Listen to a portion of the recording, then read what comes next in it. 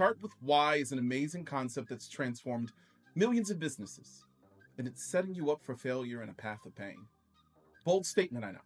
But after 20 years of building brands, I've watched too many entrepreneurs burn out, feel like imposters, and build businesses that slowly suffocate their souls. All because they started with why instead of who.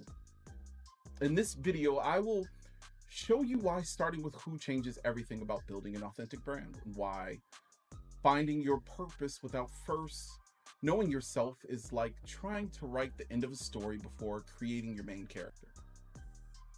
What I'm about to share might challenge everything you believe about building a brand. But if you're tired of feeling like you're wearing someone else's clothes in your own business, this is for you. Every day I see entrepreneurs and businesses struggle with the same challenge. They spend countless hours trying to define their why, their purpose, their reason for existing. They write mission statements and craft value propositions, and still something feels off. I experienced this firsthand at Meta, where teams would spend weeks crafting the perfect mission statement.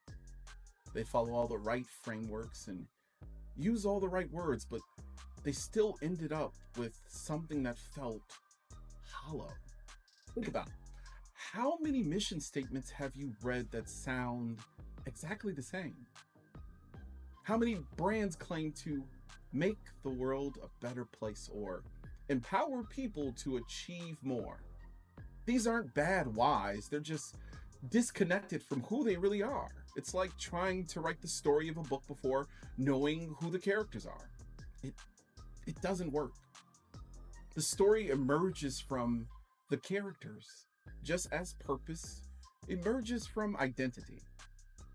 With over 20 years of studying and helping brands, I've noticed a pattern. The most successful brands, the ones that truly connect with their audience, didn't start with why. They started with a deep understanding of who they are. Let me give you some examples. Nike wasn't born from a why of just do it. It started with who Phil Knight and Bill Bowerman were. Competitive innovators obsessed with making athletes better.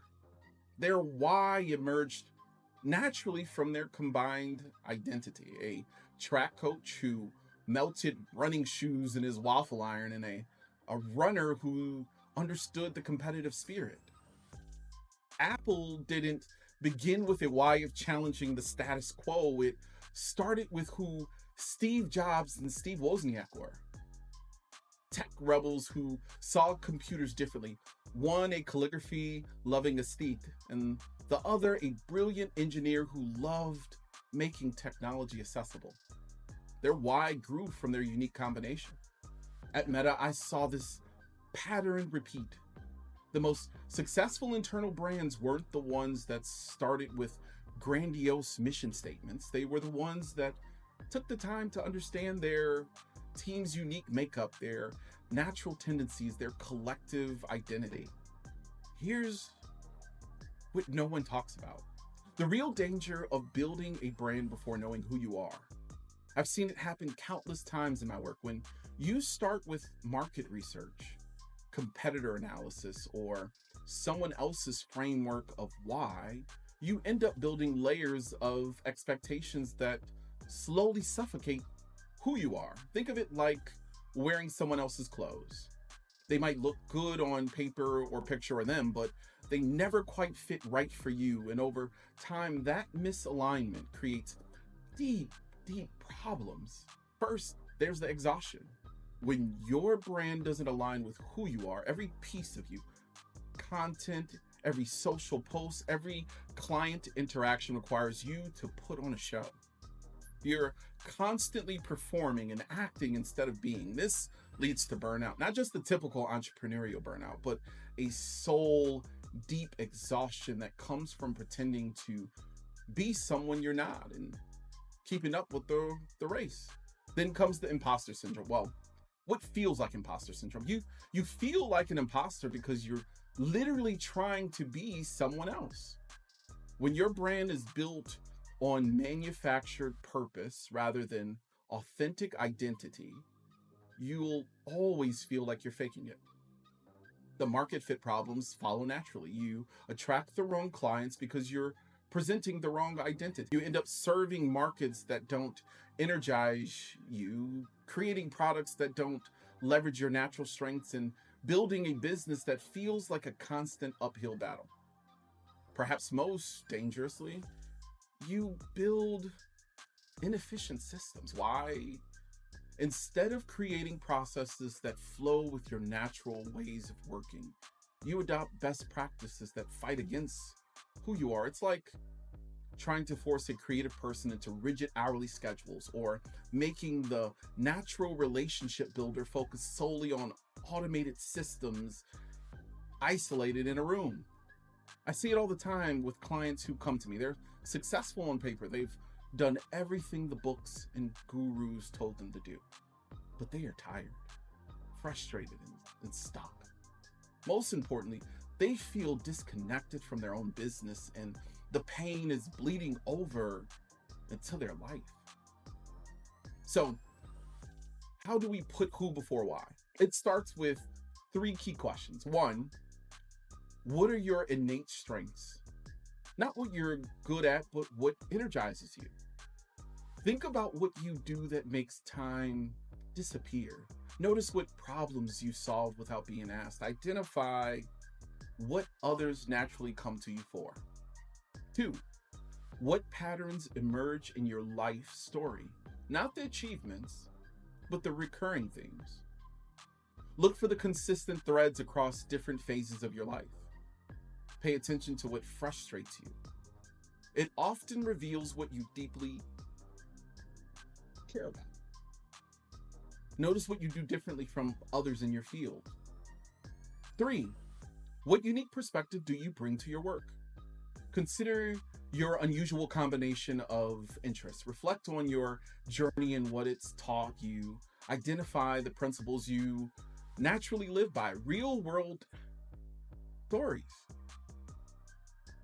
Let me share transformations that show precisely what happens when you finally align your business with your identity. First, there's a gentleman who discovered they were a creative bridge builder, someone who naturally translated complex technical concepts into accessible stories. This wasn't a created why, it was who they had always been, finally revealed through intentional reflection. Once they embraced this identity, their entire business and mindset shifted from struggling to stand out and becoming the go-to expert in their field. But the most striking example was a therapist I worked with. When they came to me, they were drowning in sessions, charging bargain rates, working with insurance, and racing to the bottom of their market. On paper, they were successful, yes, fully booked, busy all the time, but they were burning out fast. We discovered that they were providing premium, transformative therapy services at budget prices. Why? Because they built their business based on forced industry practices instead of building from who they were and the fantastic transformative value they naturally provided. The misalignment was crushing. They were showing up exhausted to sessions, their quality was suffering, and deep down they knew they weren't serving their clients at their highest potential. Then something fascinating happened. Everything shifted when we uncovered their true identity as a premium service provider who naturally delivered profound, lasting transformation. They raised their prices to match their value. They decreased their client load to match their natural working style, got rid of insurance standards, and started attracting clients who truly valued their unique approach. The results: their revenue increased while serving fewer clients, their energy returned, their clients got better results, all because they stopped trying to be the affordable, accessible therapists and started being who they were. This is what happens when you align your business with your true identity instead of forcing yourself into a market position that Sounds good, but feels wrong. So, how do we actually uncover who you are? I'm going to show you a quick process. When you start with who, something magical happens. Your why becomes clear and undeniable because it's a natural extension of who you are. It's not aspirational, it's authentic, it's not created, it's discovered. The shift changes everything. Marketing becomes easier because you're expressing your true nature. Decision making becomes clearer because you're aligned with who you are. Team building improves because you attract people who resonate with your authentic self. Innovation flows naturally because you're working from your strengths. You're not creating something new, but revealing what was always there. That's the secret. Be you and focus on the who. So here's my challenge to you. Before you spend another minute crafting your why, take a step back. Take one, two, three, however many you need. Invest time in truly understanding who you are. Document your natural patterns. Embrace your quirks. Listen to what others consistently say about you. Keep a who journal.